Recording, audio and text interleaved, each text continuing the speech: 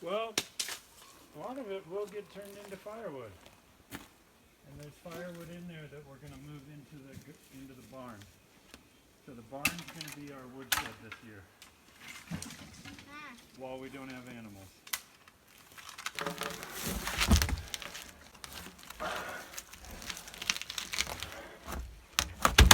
We had 9 days between the day that the trees hit the ground and the day that our friend and neighbor Scott came to move the logs with heavy machinery. It was like our slow summer suddenly went into fast motion. We worked so hard to clear those trees for 9 days. There was so much work to be done to be able to make those logs ready to be dragged up the hill to where they would be stored to build the shop.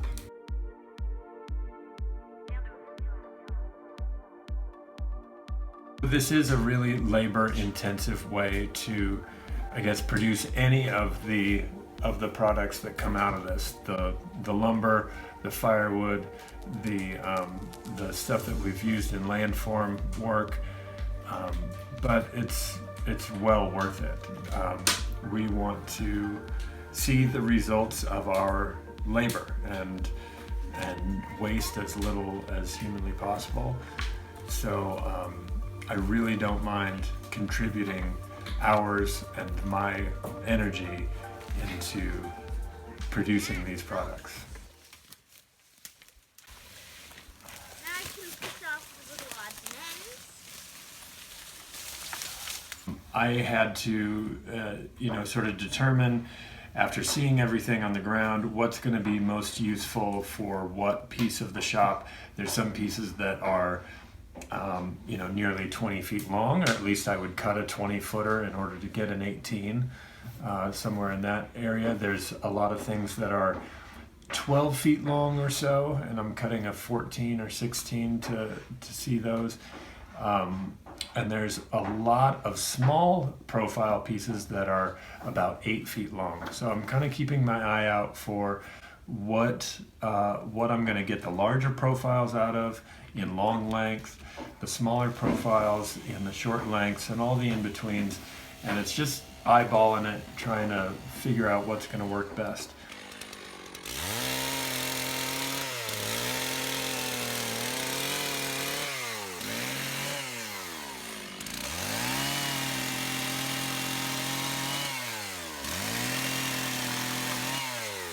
I'll run down and I'll start sort of pacing it out and just eyeballing it as I limb the tree.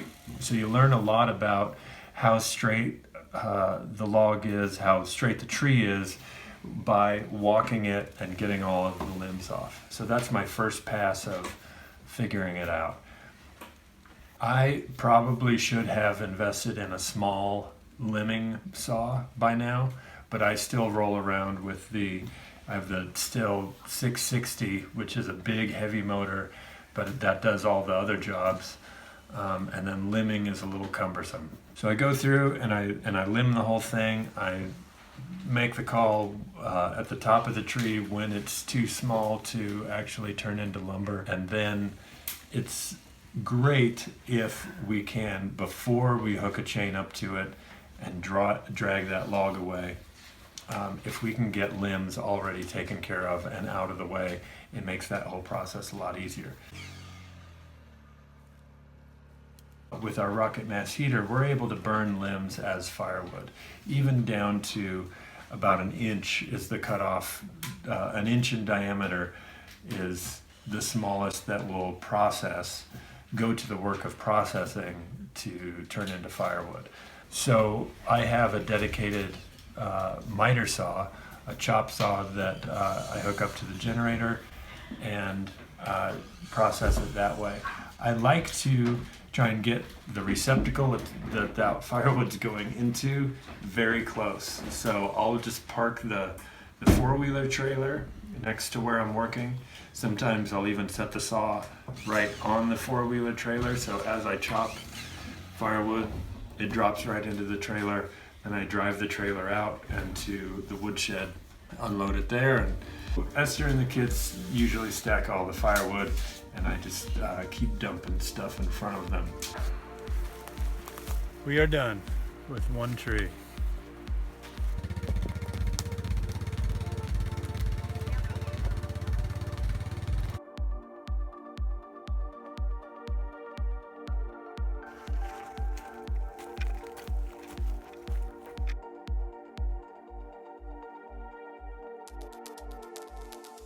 We have burned some amount of slash, just the limbs, the needles that are too small to go into firewood.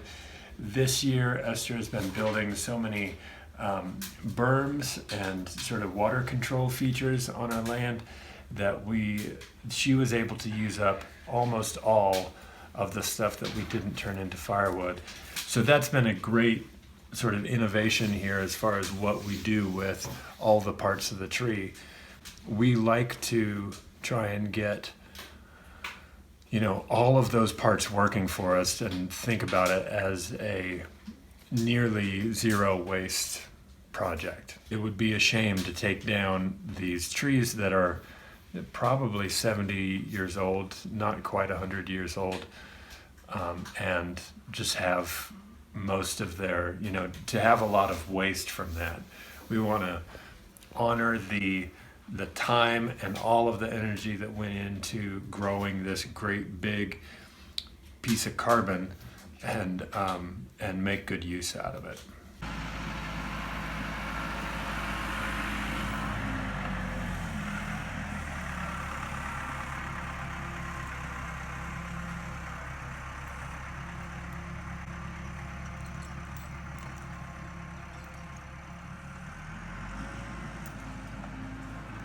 Or just go down to the chain rack, hook it to that hook on the very back of the bucket. We got mostly ready for our friend with the backhoe to come down and move stuff around for us. There were still some limbs sitting around, still some cleanup here and there, but we got out of his way and got the path clear to where they were going. One that went really well was the tree that we removed right above the pond.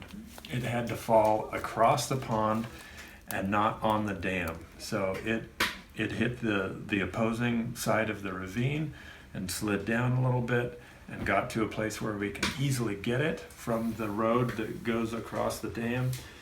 And it didn't hit the dam, didn't have an impact with that at all. And for a couple of days we had a cool looking bridge right across the pond. So we knew that was going to be the trickiest retrieval, but our friend Scott has a ton of experience doing this exact thing, and he was able to guide us into the smartest moves to make it work. The first section was really pretty easy, but you can kind of see from just the scale of me walking next to it versus the log, there's no way that I could have moved this, probably even with my truck or certainly by hand. So that biggest section went off and got stashed, and then the next part was a little bit dicey because it was just right on the edge of the pond. Right at the moment that it got picked up, it wanted to roll, and the tail end of it was going into the pond. Rather than just continuing to drag across the top corner of the dam, he went ahead and went with it and dumped it into the pond, and then was able to drag it out at a safer point, rather than doing a whole bunch of damage across the brick face of that dam. It did sustain a little bit of damage, but it's really not anything significant, and it's up high above where the water line ever really is. We're really not worried about the damage that would have caused. Yay! Yay! Yay! Yay! Yay!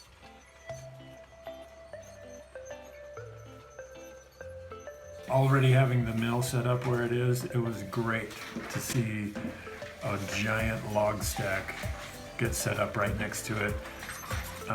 It's a big supply of wood These are great big trees with a lot of material in them, and I just have to be smart about how I use it. I gotta get on this bucket. The bucket's got a lot more power. All right, say bye-bye. Bye. Okay. Go away. So with all that work done, we're going to be moving on to digging the holes and pouring concrete for the shop piers. So a little bit of concrete work, a little bit of shovel work. All right, I'm Nick. Thanks for watching.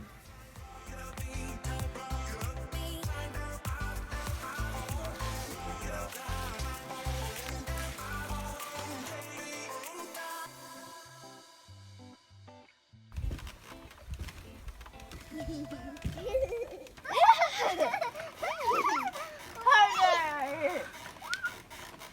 And how are you? This is the best I can do.